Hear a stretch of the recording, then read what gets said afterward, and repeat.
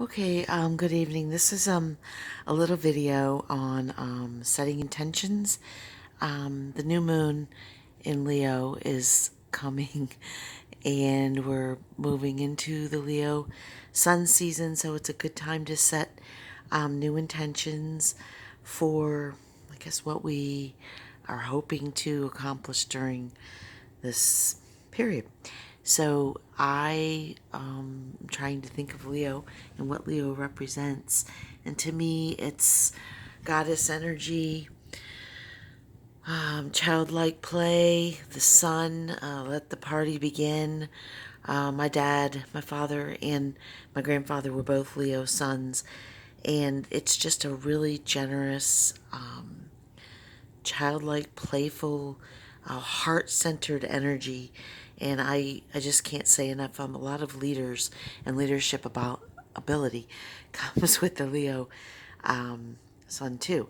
So everybody should be getting a little bit of relief. We're leaving Cancer sun, where everybody had the heavy feels and the crybaby, oh, this hurts and this hurt me as a child and this was a wound. And we're moving into Leo, which to me represents opportunities and a time to roll with the sun.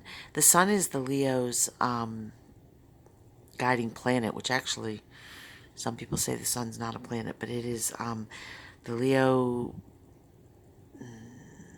attachment, I guess you would say. Man, it's Mercury retrograde, and I could tell my words just aren't coming to me.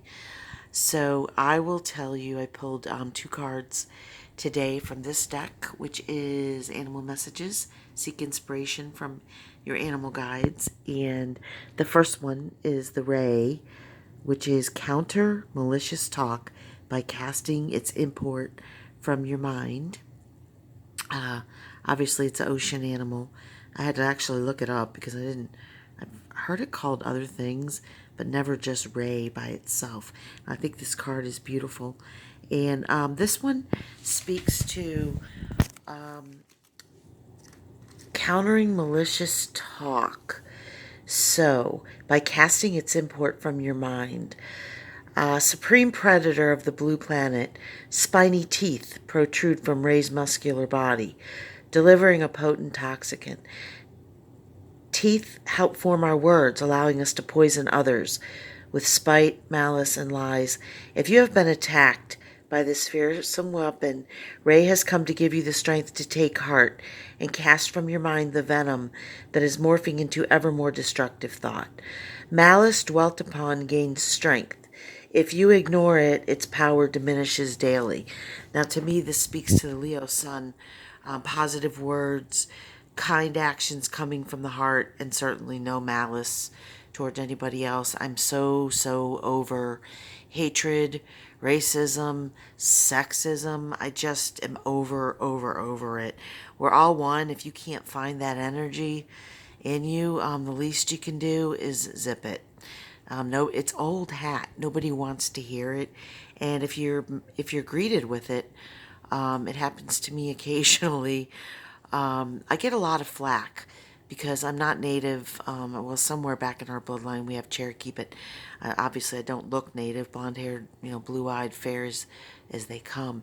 But people will say that Raccoon 62 should be reserved for a Lakota, or even though it is one of my spirit animals, for somebody of native descent, and I am the first one to honor that line of thinking. But it was just a name made in jest. I got bit by a raccoon in Florida, and I had to get $27,000 worth of rabies shots in my rear, and I was sick for a long time. I became an advocate for raccoons and for people bit by raccoons, which is very common in the Florida area. So it has nothing really to do, but once that judgment comes in and labels and all that, it just turns ugly. So let's just leave the malice aside. The second one is the badger. Abandon, compromise, and fight valiantly for what you believe in. And this is basically a little message to be authentic, keep it real, be true to what you stand for. And hopefully you stand for Leo heart-centered energy and love, and not the spite and stuff that we just spoke of. So the badger. And I will shout out to the Wisconsin people. Spent my childhood in Wisconsin, some of it, and I love Wisconsin. I actually spent a lot of time in Hartford, Wisconsin, Slinger Racetrack, Brookfield Zoo, Milwaukee, Cheese. Really earnest, hardworking, fun people. And the badger is the what do you call it? The representation, the animal that represents Wisconsin. So the bold badger, her distinctive stripes, a badge of courage, fears none. Throw trepidation and fear aside. Like the badger, abandon compromise and the dissembling that leads to defeat. Take a firm, unwavering stand and speak your mind, regardless of others' opinions. Fight valiantly, openly, and aggressively for what you believe in or risk losing it forever. Remember, however, that play is important too. As a cub, it honed Badger's awesome skills. As an adult, it assures her continued prowess, as it will be yours.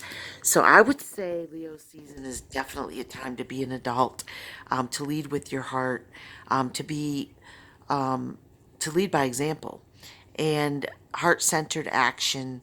But you still want to play a little. We all have the inner child. You got to get out. The new moon is a time to set intentions, and I've been trying to get to New Orleans for 55 years. No, for like 50 years, and I've ended up in 3 different cities each time. Sometimes because of elements, and sometimes because of funds, and sometimes because I guess my company, too many Geminis in the car or something, rerouted. But I really, really, that is my new moon intention, to get to New Orleans before it sinks. And I don't know why I'm drawn there. The music, the culture, everybody just looks happy. The beignets, how are you not happy with seafood and beignets and donuts? And we used to have a bar in a restaurant called the Rendezvous in Buffalo, on Niagara Street, close to City Hall, and it was all Mardi Gras theme. And then I just loved it. I got addicted to the music and the people and the food. And then I also worked for Stephen Calvinesso, who owns a group of restaurants, and one of them was the Yaya Brew House or Brew Pub, and it was also New Orleans themed. So that's about as close as I've got. But that is my new moon intention. I have a few others as well, but hopefully I will accomplish that in the near future or during this Leo new moon. And then this is a card from Doreen Virtue, Ascended Masters deck, and I don't want to go into the controversy over Doreen Virtue and what happened and what didn't happen and where she's at spiritually. Wherever she is, I'm sure she's good, because she did a lot of work with women and mentally ill and abused women before she started these oracle card decks. And this one is Ganesh, and it is probably the most well-known Hindu deity. And I love, love, love Ganesh. I used to have a Ganesh purse, and I was in the Presbyterian ministry and taught Sunday school, and nobody ever gave me flack. Like, nobody doesn't like Ganesh. Ganesh is the remover of obstacles. It basically, or I guess he or she, basically says yes. Yes, obstacles will be removed. It's particularly important for writers and anyone who is blind in removing obstacles, a green light to go, positive support for this endeavor or whatever it is you're starting. And this is probably my second favorite deck from her.